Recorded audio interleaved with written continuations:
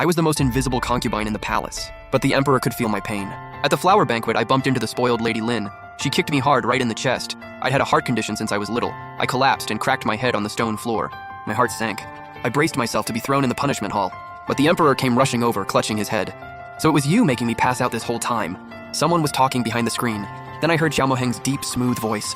Why isn't she awake yet? The royal physician answered, trembling. The head wound is just superficial. What knocked her out is her heart condition. So how do we fix it? Any stress can trigger it. I'm afraid there's no cure. But with proper rest, she may improve. After the physician left, Xiao Moheng pulled open the bed curtain. I quickly shut my eyes and pretended to sleep. He sat at the edge of the bed, dead silent. The silence went on and on. I couldn't keep it up anymore. I just opened my eyes and whispered, Your Majesty. That was the first time I'd ever spoken to him. The man in front of me was stunning, like unfairly good-looking.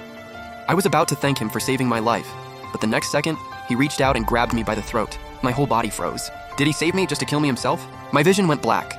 Right before I passed out, he let go. I burst into a coughing fit. What I didn't expect, he was doing the exact same thing, clutching his own throat, coughing right along with me. I think I started to piece it together. Once we both recovered, he pinched my arms, my legs, my cheeks, basically went all over my body. His expression got darker and darker. Me? I was loving every second of it. Finally, he yanked my hair, rubbed his temples, and just accepted it. Xiao Moheng let out this long, bitter sigh. Heaven is blind. I share your pain? Sure, none of this made any sense, but hearing him just say it out loud like that, I couldn't help but smile. My dad was a low-ranking official under Minister Shen, 3 sisters at home, and I was the sickly one. The minister told my dad to send one daughter to the palace to serve the noble consort. A doctor once said I wouldn't live past 20, so I volunteered. I figured I was going to die in the palace anyway, but turns out, heaven had other plans, and sent me the most powerful safety net ever. The emperor's anger flared. You dare laugh at me!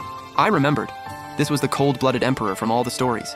The one who allegedly killed his own father and brothers to take the throne.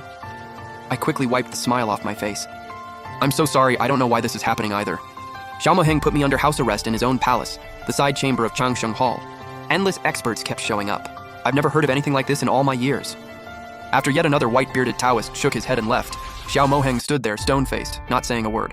What is my life even was basically written across his forehead. I sat quietly snacking on grapes, way more chill about this whole thing than he was. I was a concubine with 0 favor in the palace. The fact I'd survived this long was all thanks to some weird, unexplainable luck. Food from the royal kitchen would come spoiled, but sometimes overnight it'd turn into a full-on feast. They'd cut my coal rations in winter. My room never had a fire going, but it stayed warm as spring. Yeah, I'd been through a lot. But somehow things always turned around. I used to think, maybe there's some ancient god living in this palace, listening to the wishes of anyone who truly believed. On Xiao Moheng's urgent orders, the imperial advisor came rushing back from his travels. He was this young guy, maybe 20-something.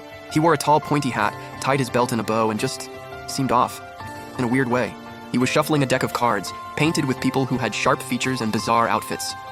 He paced around the hall, swaying his head back and forth. Your Majesty and Lady Su are destined to cross 3 lifetimes, yet love has never formed. So heaven made you share her pain, to forge the bond between you. Xiao Moheng shot me a dismissive look.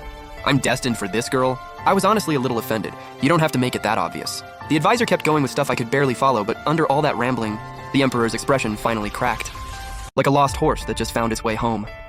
But being an emperor, he sure wasn't about to have a weakness. Is there a way to break this? The advisor looked like he'd been waiting for exactly that. He pulled a pair of jade pendants from his sleeve, a dragon and a phoenix. According to him, the flower patterns on the pendants represented how much each of us liked the other. Once both were fully in bloom, our connection would be broken. Back in the royal study, Xiao Moheng looked up from his paperwork. Do you know my name? Xiao Moheng, got it. He gave a small nod. What does the emperor like to eat? I shook my head and quietly said, I don't know, Your Majesty. I mean, we'd only crossed paths like 3 times total. How would I know his preferences? He threw down his brush, walked over, and demanded, How do you expect me to fall for you if you don't even know me? He tapped the desk. These books cover everything about me. My life, my tastes. Memorize them, 5 days. I looked at the mountain of books beside me and nearly cried. There's so much! Why doesn't he ever try to learn about me? Xiao Moheng seemed to read my mind. He said calmly, Su Wanyue, 3rd daughter of Su Daohui, a clerk under the Ministry of Revenue, mother from a merchant family, and at home.